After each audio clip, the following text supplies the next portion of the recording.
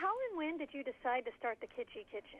Well, I started my blog about 10 years ago, so actually quite a while ago. And for me, I just was very inspired by the food I grew up with. I grew up in Southern California, so I'm surrounded by really beautiful produce. I love my town, I love my state, so very lucky to be around such beautiful food. And my mom was a great cook, so I just grew up around it. And for me, when I got out of college and started cooking for myself, I realized that simple, delicious food was really kind of what my passion was. So the Kitchy Kitchen is really about that. It's about simple, delicious, beautiful looking food that is easy to put together. That is the key. Because the truth is, beautiful and delicious, if you have 5 hours, sure, you can make almost anything beautiful and delicious, but making things something like fantastic in 30 minutes on a weeknight, that's a whole different story.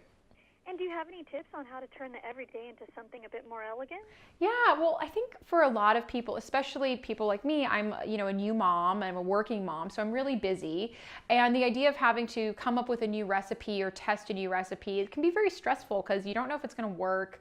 It's kind of like, oh gosh, I don't know, like I kind of want to stick to what I know, but then that means you're doing something that can kind of put you in a bit of a rut. So for me, I really love the idea of taking what you know and then doing a small twist on it to make it seem fresh and new. And I actually have been doing this not just for my family, but also for the furry part of the family, my cat Mochi and my dog Buster. So I've also been trying to apply the same idea to their food as well. So they get to eat, beautiful, delicious food that also has an interesting twist on it. And you're so talented. Your blog, social media channels, and just everything you feature is absolutely beautiful. Oh, thank you. How do you maintain? Oh, of course. How do you maintain your creativity? Well, for me, it's really about finding inspiration, and the easiest way to find inspiration is just to eat. I really believe that. So I like going out into my community. I love going to the farmers market. It's springtime now, so farmers markets are popping up across the country, and farmers are the best kept secret. You can go and buy their produce and ask them, how do you eat this? And they will tell you very unexpected, delicious ways that are always very simple, and I get a lot of inspiration there. I also love going to new restaurants and trying food there and then seeing how I can apply it at home. So for instance, I'll find a couple of ingredients that are delicious or a new way of serving something, and I'll apply it to a classic recipe that I have in my wheelhouse that I'm really confident about.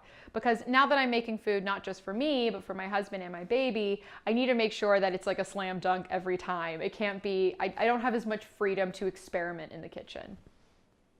I'm sure. What's life like with your adorable baby James and your pet? Aw, no, it's really sweet. James is 8 months old now, so he's crawling and getting very interested in the pets. He loves petting them.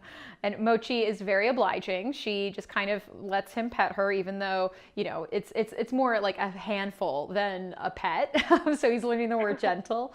But at the dinner table, we all eat together. My joke is that it's the zoo, because it's not just my husband and I, but baby James and Buster trying to eat some of James's scraps, and then Mochi's on the table too. And I just was looking at Mochi the other day and realized that she was my first fur baby. She was my first pet.